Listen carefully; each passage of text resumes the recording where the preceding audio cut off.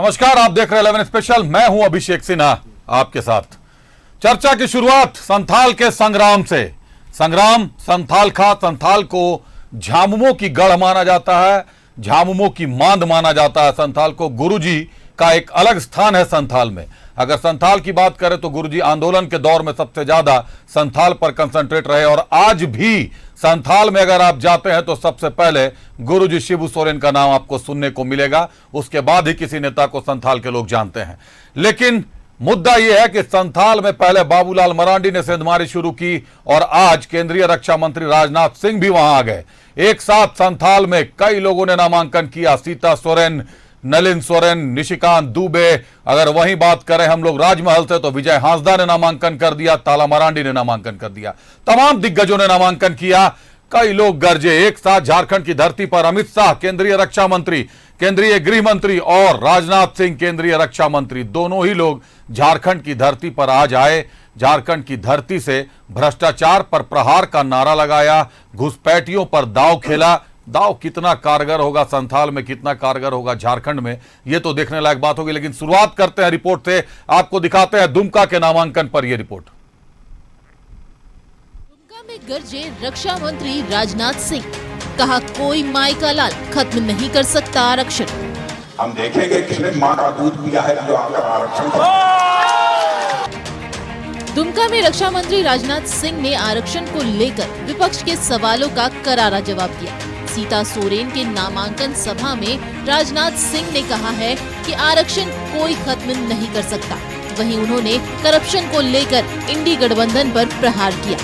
झारखंड में हो ये गरीबों का खून पी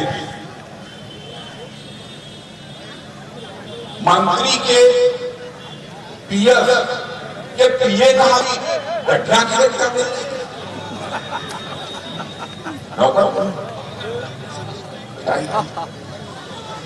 उनके सेवक को बोला और एक यहाँ सांसद ऐसे थे 300 करोड़। जब 300 करोड़ आया कहां से भैया पहले भाइयों इन लोगों ने आपका खून पिया है, उसकी सजा इस चुनाव में दी जाएगी। दुमका में बीजेपी प्रत्याशी सीता सोरेन ने नामांकन का पर्चा भरा। इस मौके पर बाबूलाल मरांडी, लुइस मरांडी और रणधीर सिंह भी मौजूद रहे। वहीं जेएमएम उम्मीदवार नलिन सोरेन के नामांकन के दौरान मंत्री बसंत सोरेन मौजूद रहे। नलिन के नामांकन के बाद आयोजित सभा में सीएम चंपई सोरेन ने बीजेपी को आदिवासी, दलित और ओबीसी विरोधी करार दिया, जबकि कल्पना सोरेन ने दिशोम गुरु शिबू सोरेन का मान और हेमंत सोरेन का सम्मान बचाने के लिए जेएमएम को वोट देने की अपील की। ये लोग आरक्षण का भी विरोध है, आदिवासी का भी विरोधी है, ये लोग और पिछड़ी जाति का भी विरोधी है, दलित का भी विरोधी है, ये अल्पसंख्यक का भी विरोधी है।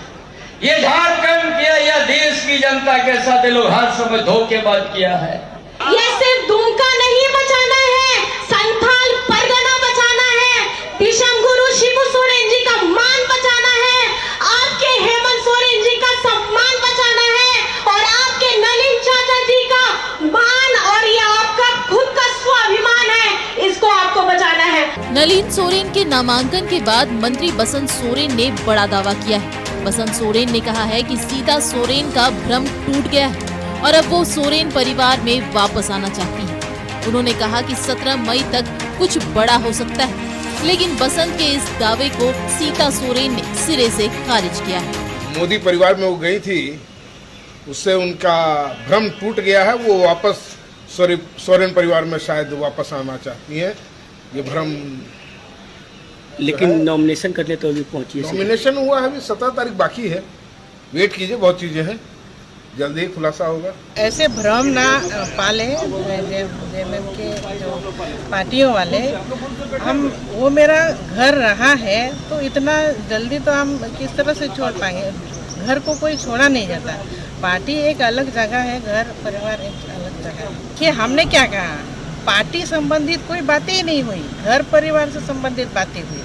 नामांकन से एक दिन पहले सीता सोरेन ने खिजुरिया स्थित आवास पर बसंत सोरेन से मुलाकात की थी। बसंत सोरेन का दावा है कि इसी दौरान सीता सोरेन ने घर वापसी की बात कही, जबकि सीता सोरेन मुलाकात के दौरान राजनीतिक बात होने से साफ इनकार कर रही है। बहरहाल दुमका में 1 जून को मतदान है, लेकिन नाम वापसी की आखिरी तारीख 17 मई है। मुकाबला सीता सोरेन और नलिन सोरेन के बीच है। न्यूज़ 11 भारत के लिए दुमका से राकेश के साथ अरुण बड़वाल की रिपोर्ट। सीता सोरेन का नामांकन आपने देखा, बसंत सोरेन का सियासी वार भी आपने देखा।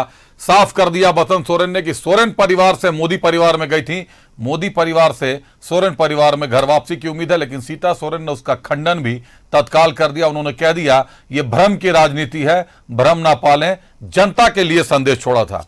बड़ी बात यह नहीं है, बड़ी बात यह है कि एक साथ राजनाथ सिंह संथाल में गरजते हैं, वहीं अमित शाह आकर खूंटी में गरजते हैं और खूंटी से संथाल का निशाना लगाते हैं कि घुसपैठ हो रहा है, संथाल में घुसपैठियों को वोट बैंक की तरह इस्तेमाल किया जा रहा है। आपको दिखाते हैं क्या कुछ कहा अमित शाह ने आज।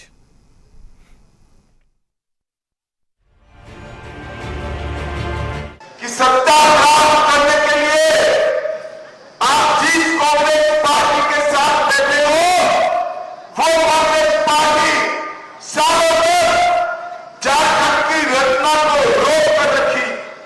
झारखंड राज्य कब बना? जब अटल जी देश के प्रधानमंत्री बने, अटल जी ने हमारे झारखंड को बनाने का काम किया, आगे बढ़ाने का। मैं कांग्रेस पार्टी को सीधा पूछना चाहता हूं, इतने सालों तक आदिवासी को प्रतिनिधित्व देने का आपको नहीं याद आया? जब मोदी जी प्रधानमंत्री बने, ओडिशा की गरीब आदिवासी बेटी बहन द्रौपदी मुर्मू को महामहिम द्रौपदी मुर्मू बनाकर देश भर में आदिवासियों का सम्मान करने का काम नरेंद्र मोदी। मैं आज दंगे की चोट पर यहां कह सकता हूं, नरेंद्र मोदी जी ने झारखंड और बिहार को नक्सलवाद से मुक्त करने का। दहाड़ रहे अमित शाह, दहाड़ रहे राजनाथ सिंह। कद्दावर नेता है भाजपा के, बड़े चेहरों की लैंडिंग हो गई है, पावर प्लेटफॉर्म बना दिया गया झारखंड को। तमाम पावरफुल, तमाम दिग्गज झारखंड की धरती पर नजर आ रहे हैं। समझते हैं अपने अतिथियों से क्या होगा अगला चुनावी मशगरा, क्या होगा अगला चुनावी जुमला जिसको बोलते हैं, लेकिन नतीजा क्या निकलता है ये तो जनता डिसाइड करेगी। रुक करते हैं अपने अतिथियों का। हमारे साथ झामुमो से अरविंदर सिंह देओल और बटर सिंह साहब है। बटर जी स्वागत है आपका। कांग्रेस से रियाज अहमद साहब है। रियाज जी स्वागत करते हैं आपका। भाजपा से प्रतुल शाहदेव जी हैं। प्रतुल जी स्वागत है आपका। और आजसू से परवाज खान साहब है। परवाज जी स्वागत है आपका। संथाल की बात है, शुरुआत झामुमो से करते हैं, फिर भाजपा से समझेंगे कि एक साथ इतने दिग्गज मैदान में। बटर साहब, संथाल की राजनीति शुरू हो गई है, लेकिन नामांकन के दिन ही बसंत सोरेन का बड़ा सियासी वार आ गया सीता सोरेन पर। वो कह रहे हैं कि सीता सोरेन सोरेन परिवार से मोदी परिवार में गई थी, अब मोदी परिवार से वापस सोरेन परिवार में आ रही हैं। सीता सोरेन ने कभी सोरेन परिवार छोड़ा तो था नहीं, उन्होंने पार्टी छोड़ी थी। सोरेन का परिवार तो सीता सोरेन के साथ लगा हुआ है। वो आज भी स्वर्गीय दुर्गा सोरेन के मौत के लिए इंसाफ मांग रही है, लेकिन नामांकन के दिन ये सियासी वार कितना होगा असरदार? बटर जी, देखिए, ये परिवार की बात है, इसमें परिवार की बात में, और हम तो हमेशा कहते आए हैं कि वो बड़ी बहू है और परिवार की सदस्य हैं। और जिस तरह से वो घर आई थी, आशीर्वाद लेने आई थी, घर की बात करने, उन्होंने साफ कहा कि कोई पॉलिटिकल बात नहीं होगी। तो जब कोई पॉलिटिकल बात नहीं हुई तो उस पर मुझे कोई पॉलिटिकल टिप्पणी करना पार्टी के बिहाफ पे सही कदम नहीं होगा। बट एक बात मैंने जरूर नोटिस की कि जिस तरह से उन्होंने जो बयान दिया, कहा कि घर आई थी, तो इससे उनके बयान से जो आज अपनापन झलक रहा था उनके लिए, शिबू सोरेन जी का प्यार, अपनी माता मतलब सास ससुर का प्यार और सोरेन परिवार का प्यार जो झलक रहा था, तो कहीं आपको देखा कि वो क्षुब्ध हैं कि उनके पति की मौत का जांच नहीं कराया गया। तो ये सब बहाने बीजेपी के द्वारा बनाए गए थे। पर आज के उनके बयान से मुझे लगता है जनता को भी, आपको एहसास हुआ कि नहीं? मुझे तो यही एहसास हो रहा है कि ऐसी कोई बात नहीं थी जिसको बीजेपी बड़ा बढ़ा चढ़ा के बोल रही थी। नहीं जी। और जिस अगर किसी लेडी को अपने पति के मतलब हत्या का शक हो कि किसी ने, उस परिवार ने करवा दी है या उसकी जांच नहीं करवाई है, और इस तरह से परिवार से बैठ के अब पारिवारिक बातें करना, तो ये दोनों चीज़ें समझ से परे हैं। तो मुझे लगता है कि वो परिवार का हिस्सा थी, ठीक है, पॉलिटिकल डिफरेंस के कारण या जो भी कारण से वो छोड़ के गई भाजपा को, बट उनका दिल अभी भी जेएमएम में है और शिबू सोरेन जी के परिवार में। चलिए, छोड़कर भाजपा गए, दिल अभी भी जेएमएम में है। प्रतुल साहब हमारे साथ है, प्रतुल साहब बताएंगे। सीता सोरेन की बात है, दुमका नामांकन की बात है, स्वयं केंद्रीय रक्षा मंत्री राजनाथ सिंह आते हैं वहां पर, झारखंड की धरती पर संथाल जाते हैं। संथाल को झामुमो की गढ़ माना जाता है। राजनाथ सिंह लगा पाएंगे सेंध झामुमो की गढ़ में? प्रतुल जी देखिए अभिषेक, ऐसे तो संथाल कभी भी झारखंड मुक्ति मोर्चा का गढ़ नहीं रहा। एक परसेप्शन जरूर क्रिएट करने की कोशिश की गई। पिछले विधानसभा में इनके सीटों का प्रदर्शन जरूर बेहतर था, लेकिन लोकसभा की बात करें तो संथाल की 3 सीटों में तो 2 सीटें ये, एक सीट तो हार गए थे बुरे तरीके से, जो दुमका था जहां से ये शिबू सोरेन जी के नाम पर वोट मांगते थे, और गोड्डा जो भी संथाल में आता वहां भी ये हार गए थे। तो ये सिर्फ राजमहल इन्होंने रिटेन किया था। तो संथाल की 3 सीटों में जब ये 2 सीट हार गए हों तो कैसा गढ़। अभी मैं दूसरी बात सुन रहा था कि सोरेन परिवार छोड़कर गई। आपने बिल्कुल एक माकूल प्रश्न उठाया साहब। परिवारवादी पार्टियों में ऐसा अक्सर होता है कि इनको लगता है सिर्फ परिवार ही पार्टी है और पार्टी ही परिवार है। वो तो झारखंड मुक्ति मोर्चा छोड़कर गई थी, वो सोरेन परिवार छोड़ने की बात यहाँ से कहाँ से आ गई? जो बसंत सोरेन जी कह रहे थे और जो आपने भी बड़ा अच्छे से पॉइंट आउट किया, तो सोरेन परिवार से तो उनका नाता विवाह से बंधा हुआ है। वो विदा होकर आई थी अपने घर से और यहाँ सोरेन परिवार की बड़ी बहू बनी, जिसे माँ का दर्जा दिया जाता है झारखंडी संस्कृति में। लेकिन बसंत जी कह रहे थे सोरेन परिवार को छोड़ दिया, मोदी परिवार में गई, अब मोदी परिवार से सोरेन परिवार वापस आने वाली है। देखिए, मैं अभी सुन रहा था अरविंदर जी को, आदरणीय अरविंदर जी ने कहा कि वो आपको किसी भी एंगल से क्षुब्ध दिखी अपने पति की मौत से या परिवार से। ये बेहद ही शर्मसार करने वाला बयान है साहब।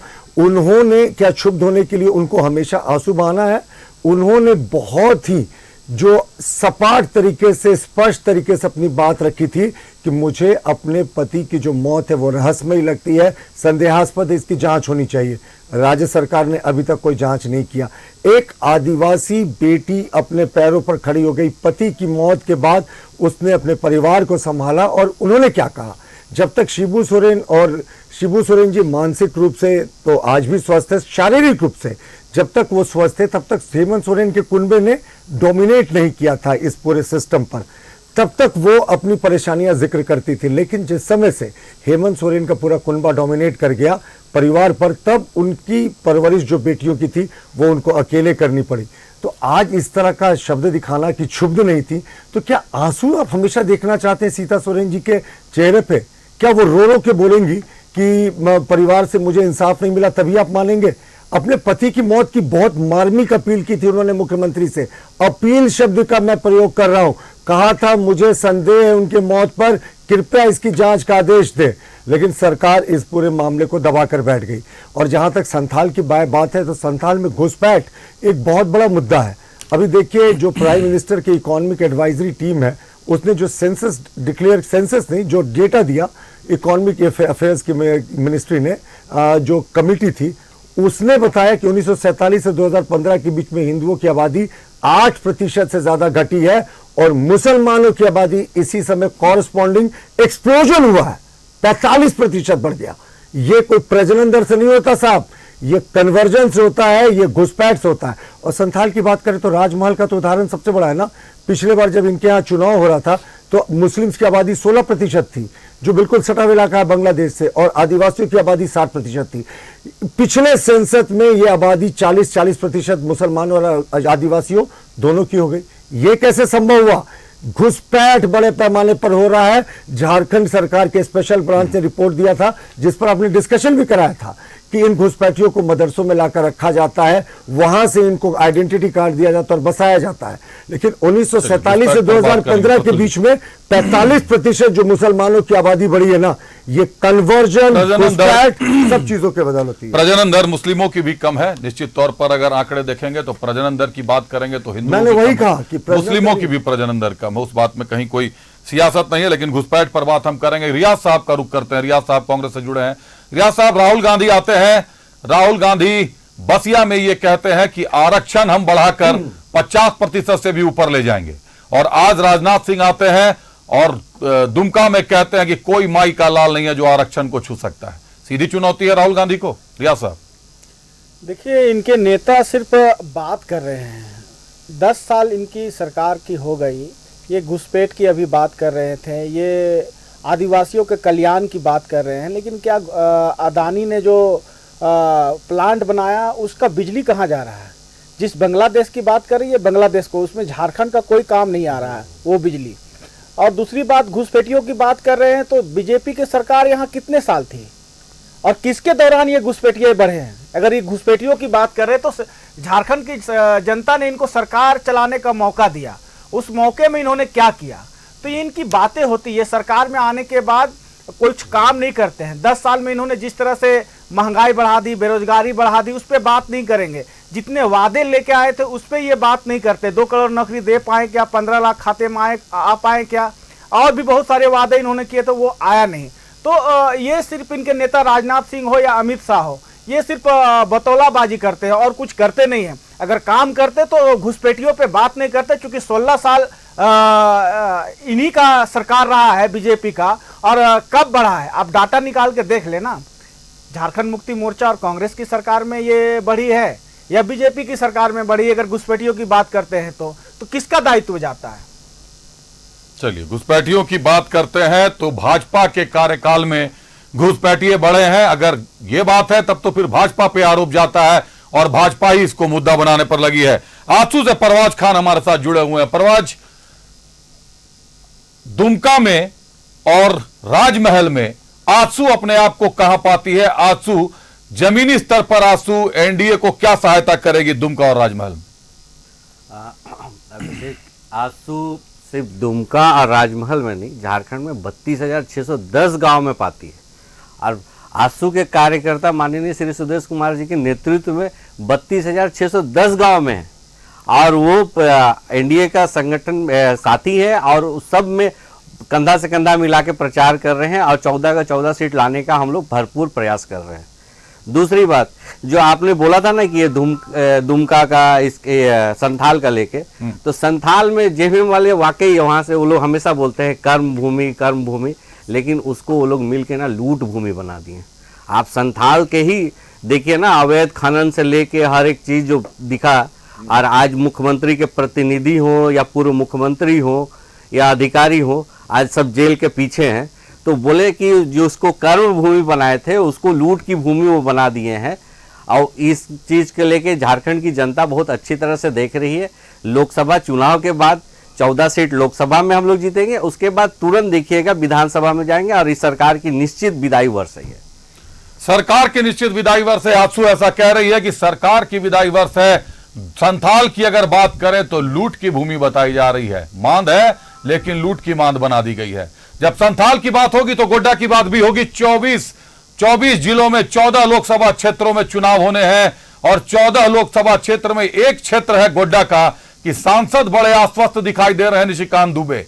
साफ तौर पर कह दिया था कि अगर प्रदीप यादव को टिकट मिलेगा तो मैं प्रचार प्रसार तक में नहीं उतरूंगा। बाद में बयान आ गया उनका कि प्रदीप यादव और कांग्रेस से तो खतरा ही नहीं, मामला एआईएमएम के साथ जुड़ा हुआ है, एआईएमएम का खतरा है, एआईएमएम से टकराव होगी उनकी। और आज नामांकन निशिकांत दुबे ने भी कर दिया। दिखाते हैं आपको निशिकांत दुबे पर यह रिपोर्ट।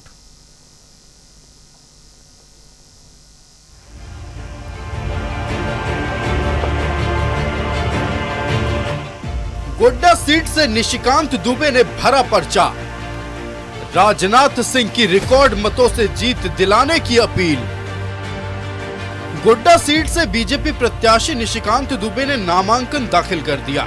इससे पहले गोड्डा रेलवे स्टेशन से कारगिल चौक तक रोड शो हुआ।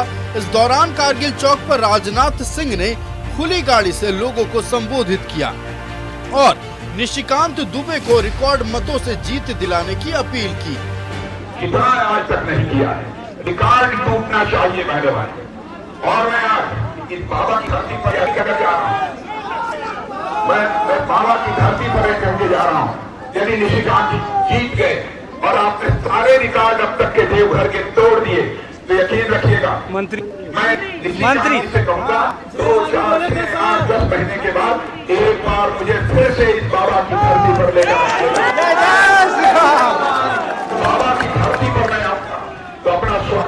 के लिए नहीं आऊंगा, बल्कि एक बार शीश झुकाकर इस देश की जनता का अभिनंदन करने के लिए आऊंगा, आप सभी का स्वागत करने के लिए आऊंगा। नामांकन से पहले निशिकांत दुबे ने देवघर में बाबा वैद्यनाथ मंदिर में पूजा अर्चना की, जिसके बाद देवघर से अपने समर्थकों के साथ ट्रेन से गोड्डा पहुंचे और गोड्डा में नामांकन दाखिल किया।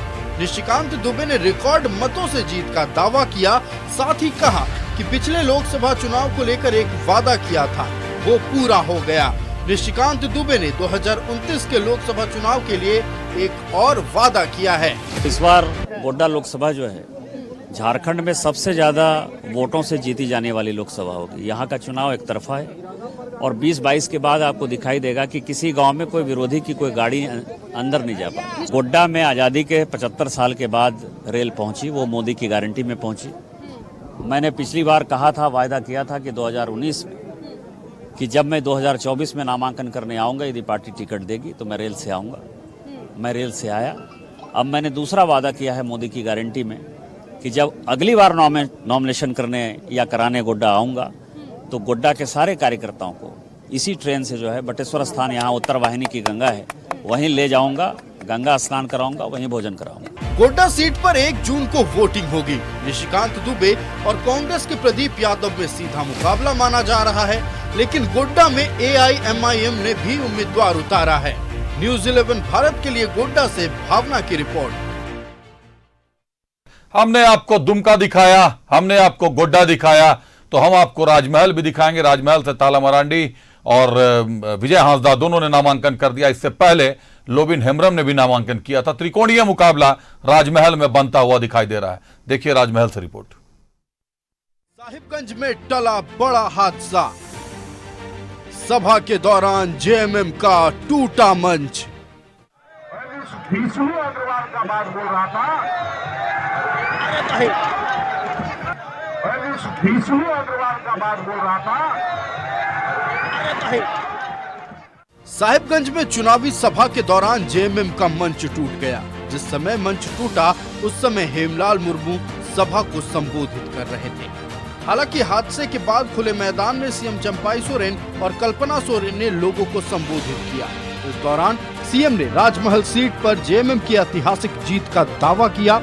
जनसभा में मंत्री आलमगीर आलम के साथ कांग्रेस के भी कई नेता मौजूद थे। ये राजमहल लोकसभा हम लोग का ऐतिहासिक जीत होने जा रहा है और पूरा झारखंड में 14 को 14 हमारे इंडिया गठबंधन को जो जीत सुनिश्चित है, ये कोई नहीं रोक सकता है। इससे पहले राजमहल के JMM उम्मीदवार विजय हांसदा ने नामांकन दाखिल किया। वहीं बीजेपी प्रत्याशी ताला मरांडी ने भी नामांकन का पर्चा भरा। ताला मरांडी के नामांकन के दौरान नेता प्रतिपक्ष अमर बाउरी भी मौजूद रहे। नामांकन से पहले ताला मरांडी का भव्य रोड शो हुआ। ताला मरांडी ने राजमहल सीट से बीजेपी की जीत का दावा किया। वहीं सभा को संबोधित करते हुए बाबूलाल मरांडी ने भ्रष्टाचार को लेकर JMM और कांग्रेस पर हमला बोला। पहले आपने देखा है कि एक अफसर के घर के ठिकानों में करोड़ों टका मिल गया। उसके बाद एक कांग्रेस पार्टी के MP के यहाँ 353 करोड़ रुपया मिल गया। और अभी आप देखे होंगे कि आलमगीर आलम के निजी सचिव यानी उनके PA और उनके PA के घर में, नौकर के घर में 35 करोड़ से अधिक रुपया नगद मिला, उस पहाड़ की तरह। अब बताओ कि लोगों ने कहां से पैसा इतना लूटा। आपका जो नदी नाला का जो बालू था उसको बेच करके लोगों ने कमाया। जो क्षेत्र में माहौल देखने को मिल रहा है वो अप्रत्याशित जीत का संकेत है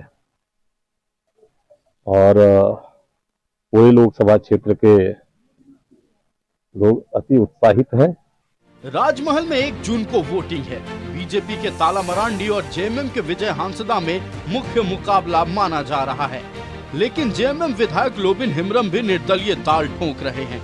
ऐसे में मुकाबला दिलचस्प हो गया है। न्यूज़ 11 भारत के लिए साहिबगंज से सुधाकर की रिपोर्ट।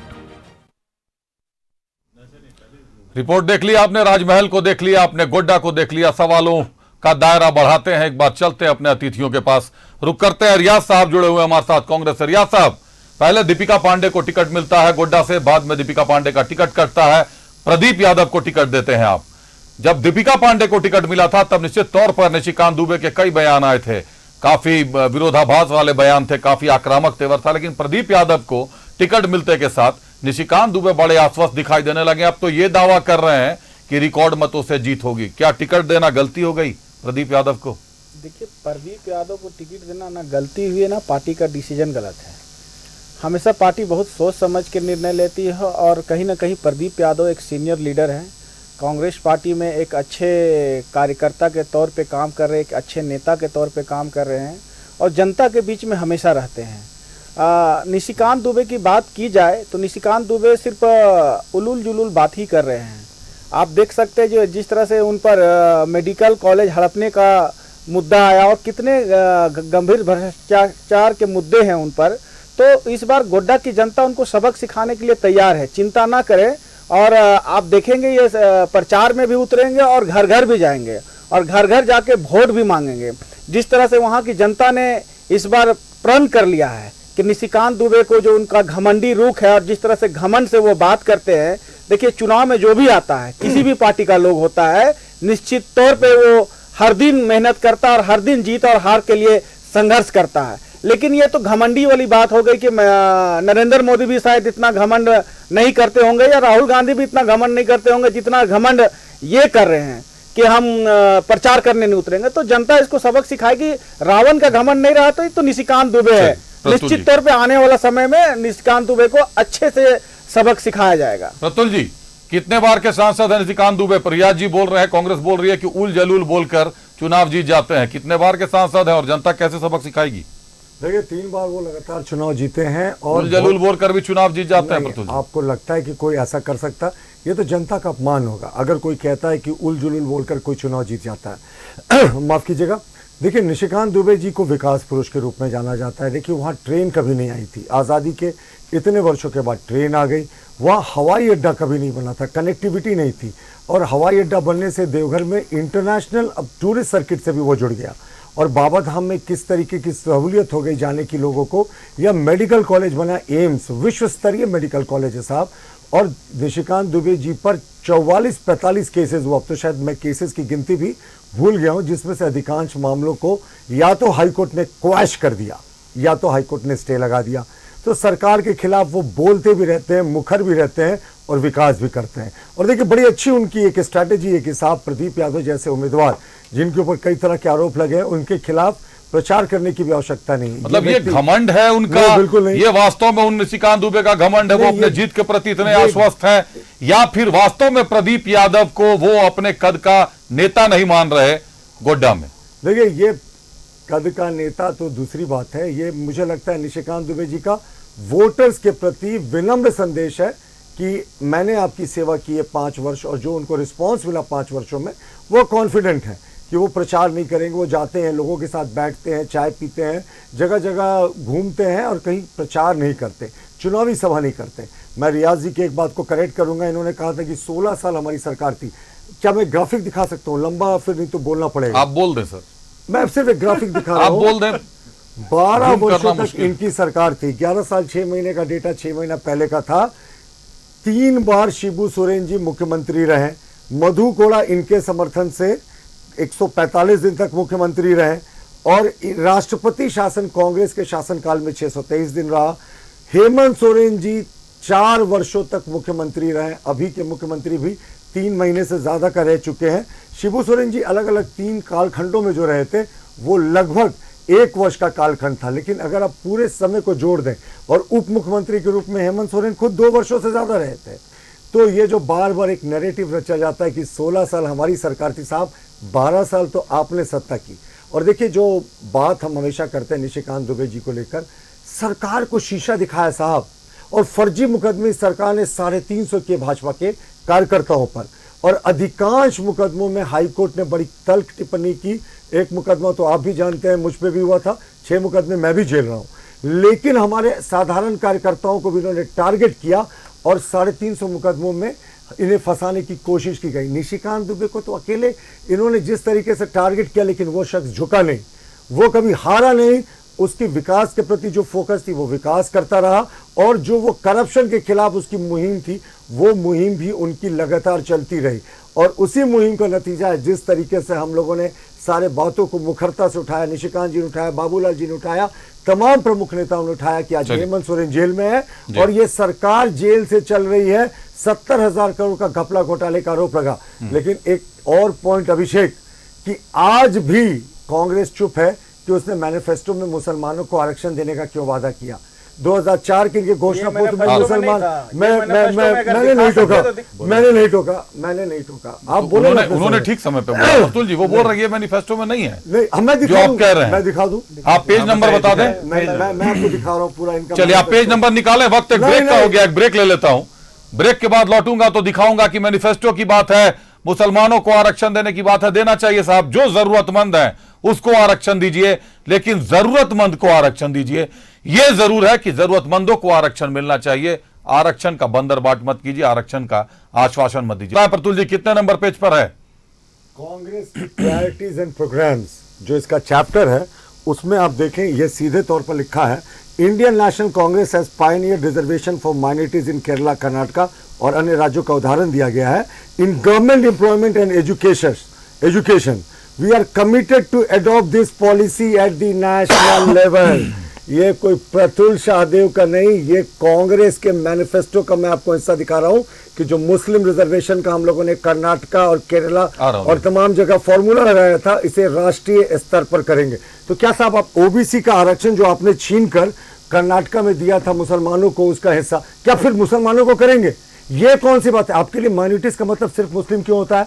क्रिश्चियंस और आपके लिए जो सिख है, जैन है, पारसी, वो क्यों नहीं होते? अगर वो होते तो आप सीए का विरोध नहीं करते, क्योंकि ये इन्हीं जैनों, इन्हीं सिखों, इन्हीं पारसियों, इन्हीं क्रिश्चियंस जो दूसरे देशों में प्रताड़ित है, हमारे नेबरिंग कंट्रीज में, उनको सिटीजनशिप देने का कानून था। रियाज जी को जवाब देने देते हैं। तो बस फाइनली कि ये मैंने कांग्रेस का मैनिफेस्टो दिखा दिया जिसमें वो मुस्लिम आरक्षण के लिए नेशनल पॉलिसी लाने की बात कर। रियाज जी मैनिफेस्टो में तो है, दिखा रहे हैं, मैनिफेस्टो में लिखा हुआ है। मैनिफेस्टो नहीं है साहब, मैं चैलेंज कर रहा हूं लाइव टीवी पे, ये मैनिफेस्टो है, मैं चैलेंज कर रहा हूं। मुकदमा करें, मैनिफेस्टो की कॉपी तो मेरे पास भी है, निकाल के बोला सबको दिखा दीजिए पैराग्राफ। मुकदमा करें मुझ पे, मैं लाइव टीवी पे चैलेंज करता हूं। अगर ये कांग्रेस के मैनिफेस्टो पे मैनिफेस्टो निकाल दीजिए और ये वाला पैराग्राफ दिखा दीजिए। पेज नंबर बता दें मुझे। मैंने तो चैप्टर बता दिया, पेज नंबर बताइए। अब क्यों, अब पेज नंबर क्यों पकड़ रहे हैं? ये देखिए कांग्रेस प्रायोरिटीज एंड प्रोग्राम, ये मैनिफेस्टो का पार्टी नहीं है, ये कांग्रेस के मैनिफेस्टो का हिस्सा है। कटिंग है, उसको क्या लॉजिक करे, आज कुछ भी बोलेंगे। प्लीज अभिषेक जी, ऐसा है कि इसके विधान के लिए मुझे अभी मैनिफेस्टो खोलकर पढ़ना पड़ेगा। मेरे पास नहीं है जी, अगर आप नहीं पढ़िएगा तो ये जी सवाल तो नहीं, उन्होंने अपनी बात कही, ये सच्चाई जांच पड़ताल की बात है, आरोप सीधे कांग्रेस पे है। अगर कांग्रेस के मैनिफेस्टो पे नहीं है, आपको मैं लाइव फुटेज दे रहा हूं, आप इस पर कोर्ट जा सकते हैं। नहीं रिया जी, मैं लाइव फुटेज आपको दे रहा हूं, आप कोर्ट जा सकते हैं इस पर। जो ये बोल रहे हैं प्रसून जी, मुकर नहीं सकते। अगर मैं गलत नहीं कर रहा हूं, ये साफ कर रहा है कि मुझ पर मुकदमा कर दे अगर मैं गलत हूं, और मैं प्रोवाइड कराऊंगा आपको, लाइव फुटेज दूंगा, रॉ फुटेज। आप केस करो अगर नहीं हो उसमें तो। पूरे देश में मैनिफेस्टो बटा हुआ है, हर जगह है, और आप अपने मैं भी निकाल लूंगा। और अगली बार हम लोग डिबेट पर रहेंगे तो मैं जरूर, मैनिफेस्टो है मेरे मोबाइल में इस वक्त, मैनिफेस्टो है मेरे मोबाइल में। ये भी डिनाई करेंगे कि मनमोहन सिंह ने कहा था कि देश की संपदा पर पहला हक मुसलमानों का है, ये भी डिनाई करते हैं। ये पीएम ऑफिस के आर्काइव में है क्लियरिफिकेशन, ये गलत बयान। अरे जब प्रधानमंत्री झूठ बोलते हैं तो ये भी बोलते हैं। आराम से अरविंदर प्लीज, अच्छे से डिस्कशन हो रहा है, अपनी बात को टाइम नहीं मिल रहा, आराम से ना। नेशनल डेवलपमेंट टाइम ले बटर साहब, आप ये आरोप नहीं आना चाहिए, टाइम नहीं मिल रहा, बिल्कुल टाइम नहीं। कहा था कि देश की संपदा पर पहला हक माइनॉरिटीज का है, मुसलमानों का विशेष उल्लेख। आप मुसलमानों पे कुछ कहना चाहेंगे बटर साहब? मैं पूछूंगा नहीं, मैं आपसे सीधा, मैं आपसे ये पूछ लेता हूं कि आखिर आपकी सीए का विरोध क्यों कर रहे थे जिसमें रुक जाए प्रतुल जी, मेरे सवाल थोड़े अलग है। बटर जी को मेरे सवालों का जवाब देना है। बटर साहब आप मुझे एक बात बता दें कि जेएमएम एनडीए के साथ है या आईएनडीए के साथ है? क्योंकि जेएमएम हर जगह आपके लोग एनडीए के खिलाफ उतर रहे हैं और आपके खिलाफ भी उतर जा रहे हैं। जैसे अभी राजमहल सीट का मैंने नामांकन दिखाया, लोबिन हेम्ब्रम साहब वहां उतरे हुए हैं। चमरा लिंडा साहब को आपको हटाना पड़ा पार्टी से, कांग्रेस के चलते आपने चमरा लिंडा साहब को हटा दिया, कद्दावर नेता माने जाते हैं अपने क्षेत्र के। बसंत लोंगा साहब पर अभी तक कोई कार्रवाई नहीं हुई है, जेपी वर्मा ने भी नामांकन कर दिया या वापस ले लिया है। आप ज्यादा स्पष्ट बताएंगे आखिर जेएमएम आईएनडीआईए के साथ है या एनडीए के साथ है? राजमहल आपकी सीट है, एकमात्र सीट झामुमो की, राजमहल में ही सेंधमारी हो गई, लोबिन हेम्ब्रम खुद खड़े हो गए। भैया जिन्होंने सेंधमारी करने की कोशिश की उनका हश्र देख लीजिए। चमरा लिंडा विधायक हैं, उनको पार्टी से निकाला गया। पार्टी से नहीं निकाला गया, निलंबित किया गया। प्रतुल जो नहीं, पार्टी से निष्कासित किया गया, चमरा लिंडा को नहीं, लोंगा को निष्कासित किया गया। चमरा लिंडा साहब को पार्टी से निष्कासित किया, तमाम पदों से निलंबित कर पार्टी से निष्कासित। चमरा लिंडा को अभिषेक निष्कासित नहीं किया, एक ही गुना के लिए 2 सजा। लोंगा को निष्कासित किया, लेकिन चमरा लिंडा को निलंबित। बटर जी देखिए, आप ही क्लियर कर दें, निष्कासित है या मर्जी बोलते रहिए। आप पूछिए कांग्रेस के प्रवक्ता, विद्वान प्रवक्ता, उन्होंने बताया कि निलंबित किया गया, चमरा निलंबित किया गया है, निष्कासित नहीं किया गया। अरविंदर कोई नहीं पता जेएमएम का पक्ष रख रहे हैं कि निलंबित किया कि निष्कासित किया। बटर जी सोचिएगा, समय निकल जाएगी, बताते जाएं। नहीं तो भाई बोलने ही नहीं बताए ना, निलंबित या निष्कासित। पार्टी से उनको निकाला जा रहा है, जा रहा। देखिए अब बदल गया टेंस। विधायक है तो लगता है आप गंवाना भी नहीं चाहते अपने विधायक, क्योंकि फिर आपको हो सकता है विधानसभा तक कभी जरूरत पड़ेगी। प्रेजेंट टेंस से फ्यूचर टेंस कैसे हो गया? देखिए हम इतना झूठ नहीं बोलते। देखिए मैं बताता हूं, झूठ बोला। कल हमारे देश में पहली बार इतने दिनों बाद कोई झूठ नहीं बोला गया, क्योंकि प्रधानमंत्री ने कोई रैली नहीं की। तो कल हमने उसको के लिए आपत्तिजनक शब्द है। केस कर दीजिए, केस कर दीजिए, ले लीजिए रॉ फुटेज, केस कर दीजिए, ले लीजिए केस कर दीजिए ना भाई। अभी आप लोग झूठ नहीं बोलते, आप केस कर दीजिए, रॉ फुटेज लेके केस कर दीजिए। अभिषेक जी दे दीजिए इनको फुटेज, कर रहे हैं बिल्कुल। प्रधानमंत्री ने झूठ बोला। खूंटी में जब अमित शाह पहुंचे तो बाकायदा सुदेश महतो उनके साथ हर मंच पर मौजूद थे। इससे पहले भी पीएम मोदी की सभा में भी सुदेश महतो की शिरकत रही। आज आजसू का दावा है कि 14 की 14 सीटों पर आजसू की भी बराबर की भागीदारी है। विधानसभा चुनाव तक ये दोस्ती रहेगी ना? अभिषेक, माननीय अध्यक्ष श्री सुदेश कुमार महतो जी और उनके पार्टी के कार्यकर्ता, हम लोग एकदम कमिटमेंट है। अगर हम लोग घटक दल में हैं तो हम लोग एकदम कदम से कदम मिलाकर मेहनत करने वाले में से हैं। और जब सुनिश्चित किया गया है कि हमको 14 सीट पर लड़ना है और जीतना है, तो उसके लिए तो हमको मेहनत करना ही पड़ेगा। और अध्यक्ष भी कर रहे हैं और पार्टी के एकदम नीचे जो चूल्हा प्रमुख है वो भी मेहनत कर रहे हैं। इसका रिजल्ट देखिएगा 4 जून को मिलेगा, क्योंकि हम लोग बात करते हैं 2 जून की रोटी के लिए, तो 4 जून को तो हम लोग को रिजल्ट आना ही आना है। इस तरह से हम लोग भ्रष्टाचार का जो ये लोग जो बादल फैलाए हुए हैं उसको हम लोग को कहीं ना कहीं जनता इसको लोकसभा में तोड़ेगी और उसके बाद विदाई वर्ष होगी। उसके बाद देखिएगा जो भ्रष्टाचार में जो लिप्त है ना, उनको चुन चुन कर सजा दिया जाएगा। जो युवाओं को रुलाए हैं, जिनका पेपर लीक हुआ है, जिनको नियोजन नीति नहीं मिल पाया, जिनको बेरोजगारी भत्ता नहीं मिल पाया, आजसू दावा है कि लोकसभा के बाद जब विधानसभा में आएगी तो माननीय श्री सुदेश कुमार महतो जी के नेतृत्व में देखिएगा हर युवाओं का आंसू का जवाब देगी। आजसू ने आज एक मोर्चा खोला है। स्वर्गीय विनोद बिहारी महतो के प्रतिमा पर कपड़ा लपेटकर जूते चप्पलों की माला पहनाई गई है। आपत्तिजनक है, तीखी प्रतिक्रिया आई है, बहुत ही आपत्तिजनक है। आखिर इसका फायदा बहुत ही आपत्तिजनक है। नहीं, ये बहुत घटिया है, शर्मसार करने वाली है। इसकी कितनी भी निंदा। ये राज्य सरकार को चाहिए कि इसका तुरंत जांच करे और इस पे जो कार्रवाई करने है सख्त से सख्त कार्रवाई करे। प्रतुल जी जल्दी बात पूरी करें, क्या कहना चाहते? देखिए ये बहुत ही शर्मनाक है, शर्मसार करने वाला वाकया है। संस्थापक अध्यक्ष में थे विनोद बिहारी महतो जी, इस तरह का सलूक उनके स्टैचू के साथ जिसकी जितनी निंदा की जाए कम है। हम लौटते बस फाइनल एक लाइन और बस सुन ले कि निलंबन और निष्कासन के बीच का डिफरेंस जरा समझा दें। मैं बता देता हूं। एक ही अपराध के लिए 2 तरह का सजा कैसे? लोंगा को लोंगा जी विधायक नहीं थे तो सजा बदल गई, निष्कासित कर दिया, निष्कासित और चमरा लिंडा को निलंबित। बटर जी भी बताएंगे अभी। रियाज साहब आप कुछ कहना चाह रहे थे विनोद बिहारी, लेकिन और भी एक विधायक है, उनके लिए क्या कार्रवाई हुई? कोई कार्रवाई? रियाज साहब देखिए, निश्चित तौर पे विनोद बिहारी महतो इस झारखंड के आंदोलनकारी थे और जो जिन्होंने भी ये कर्म किया है या ये कुकर्म किया है, हमारी भी मांग है कि राज्य सरकार इसको तुरंत देखते हुए इस पे उन लोगों को पकड़े और पकड़ के इसको सजा दे। चाहे किन्हीं भी महापुरुष का प्रतिमा हो, इस तरह से घटिया हरकत कहीं भी नहीं होनी चाहिए। बिल्कुल। अब जेएमएम का रुख करता हूं। बटर साहब, विनोद बिहारी महतो स्वर्गीय वो व्यक्ति हैं जिन्होंने 1972 में गुरुजी और ए.के. राय के साथ मिलकर झारखंड मुक्ति मोर्चा का गठन किया। 1980 में झामुमो बी बना दिया उन्होंने, क्योंकि झामुमो कांग्रेस के साथ मिलकर चुनाव लड़ रहा था। 1987 में वो घर वापसी उनकी हुई। 1990 में वो फिर चुनाव लड़े, कई 3 बार 3 टर्म के विधायक भी रहे हैं। स्वर्गीय विनोद बिहारी महतो, आज धनबाद में यह घटना हुई है, धनबाद में कहीं झामुमो नहीं है, कांग्रेस है और भाजपा है।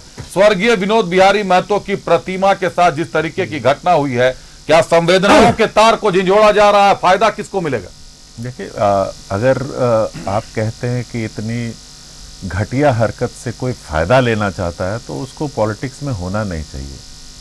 और जहां तक इस तरह के जो निम्न स्तर के लोगों का आजकल जो मानसिकता हो गई है कि अगर किसी स्वर्गीय नेता का जिसकी कंट्रीब्यूशन रहा हो, बटर जी नाम लीजिए ना, बटर जी नाम लीजिए, विनोद बिहारी महतो जी बोलिए, नाम लेके बोलिए। विनोद बिहारी महतो जी मैं रिस्पेक्टेड है, मैं कह रहा हूँ, मैं सबके लिए, मैंने तो नहीं है, परम आदरणीय है, झारखंड आंदोलन के प्रणेता माने जाते हैं स्वर्गीय विनोद बिहारी महतो। मैं तो हो सकता है बीजेपी वालों ने कराया हो, मेरा तो शक बीजेपी वालों पे है कि उन्होंने कराया हो, मेरा शक है, भाजपा पे शक कर रहा है, भाजपा, मैं तो लोकसभा चुनाव के पहले भाजपा, ये उनके वहां के कैंडिडेट जो है उनकी हिस्ट्री आप जानते हैं, इतने केस है उनपे, वो कुछ भी करा सकते हैं। नहीं, इस तरह से गोलमोल नहीं बोलना, नहीं गोलमोल नहीं, मैं डायरेक्ट बोल रहा हूँ, मुझे शक है मुझे। देखिए, झारखंड मुक्ति इतना घटिया निम्न स्तर लोगों में, आज समाज में जिस तरह से लोगों में समाज को बांटा जा रहा है, एक ही पार्टी बांट रही है, तो क्यों नहीं शक करें हम उस पार्टी पे? मैं बोलूं,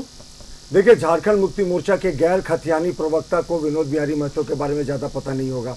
वैसे ऐसे लोगों को झारखंड मुक्ति मोर्चा खतियान पर सवाल उठा देते हैं। क्यों नहीं उठाते साहब? 1932 का खतियान पूछे, इनकी जेएमएम की पॉलिसी के खानदान से जिन्होंने अंग्रेजों के साथ देखे, मैं का पुत्र हूँ जिसने झारखंड आंदोलन में अपनी गिरफ्तारी दी थी। मैं उस विश्वनाथ शाहदेव का वंशज हूँ जिन्होंने सर्वोच्च कुर्बानी दी थी अंग्रेजों से लड़ते हुए। मैं उस गुरु गोविंद सिंह का बेटा हूं जिसने हिंदुओं को बचाया इस देश में। नहीं, और आप उसमें गुरु जी के फॉलोअर हैं जिनको मुगल बादशाह ने जीते जी चुनवा दिया था जिनके बच्चों को। आज आप लड़ाई की ईविल से, आदमियों से लड़ाई नहीं, मुद्दों से भटक रहे। रियाज साहब का रुख करता हूं, वक्त कम है, कम शब्दों में अब आप लोग जवाब दीजिएगा। 1 मिनट बहुत मुश्किल मेरे पास है, 30 सेकंड आप लोग ले सकते हैं। रियाज साहब, राहुल गांधी साहब आए, उन्होंने भी संविधान बचाने की बात कही, आरक्षण पर जोर दिया। आज राजनाथ सिंह साहब आए, उन्होंने भी आरक्षण पर जोर दे दिया है, संविधान बचाने की बात कर रहे हैं। देश के संविधान को आखिर खतरा किससे है? रियाज साहब, देखिए, जिस तरह से इन्हीं के नेताओं ने 400 का हमें सीट दीजिए, हम संविधान बदल देंगे, ये कांग्रेस पार्टी के नेताओं ने नहीं बोला, इनके पार्टी के और इनके प्रत्याशियों ने बोला कि हमें 400 अगर सीट देंगे तो हम संविधान बदल के दिखाएंगे। तो जिस तरह से भाजपा की मोनोपोली रही है और उनकी मानसिकता रही है नफरत की, और वो कभी अगड़े को पिछड़े से लड़ाती है, कभी हिंदू को मुसलमान से लड़ाती है, कभी दलित को ब्राह्मण से लड़ाती है। लड़ाने के अलावा इन्होंने कोई काम नहीं किया। ये विकास पे बात नहीं करते, जिस मुद्दे पे ये चुनाव लड़ना चाहते थे उस स्पीच को तैयार नहीं किया। इन्होंने जो वादा किया था उस वादे पे वो नहीं बोले कि हमने ये वादा किया था 2 करोड़ नौकरी का, ये 2 करोड़ नौकरी रहा। 15 लाख का हमने बोला था, वो 15 लाख आपके खाते में आए। हमने ग्राम आदर्श योजना का बात किया था।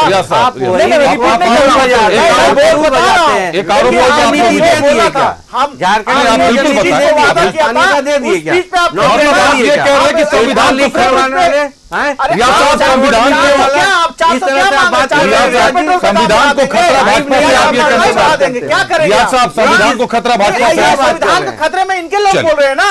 कौन बोल रहा है मीडिया पे? आप भी, नरेंद्र मोदी भी आते हैं, राजनाथ सिंह भी आते हैं, संविधान को बचाने की बात करते हैं। आखिर 400 पार करके संविधान में क्या बदलाव लाना चाहते हैं?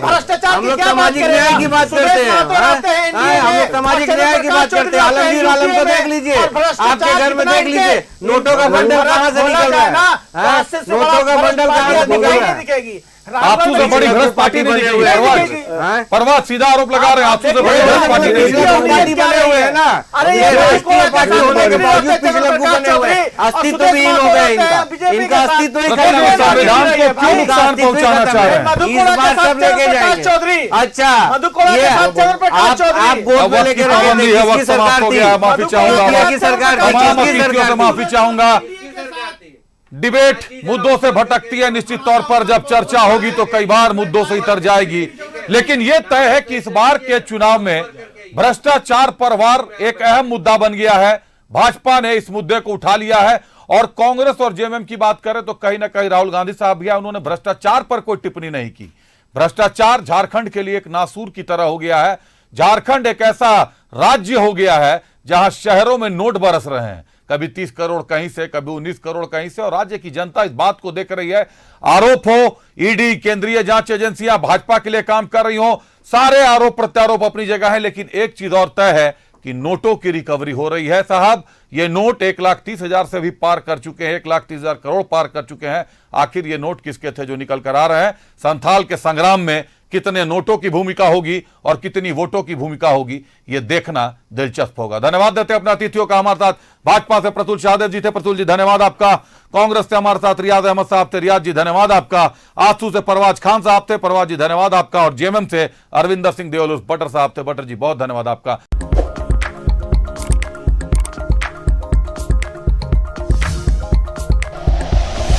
Like and share videos, subscribe करें हमारा चैनल और प्रेस करें बेल आइकॉन।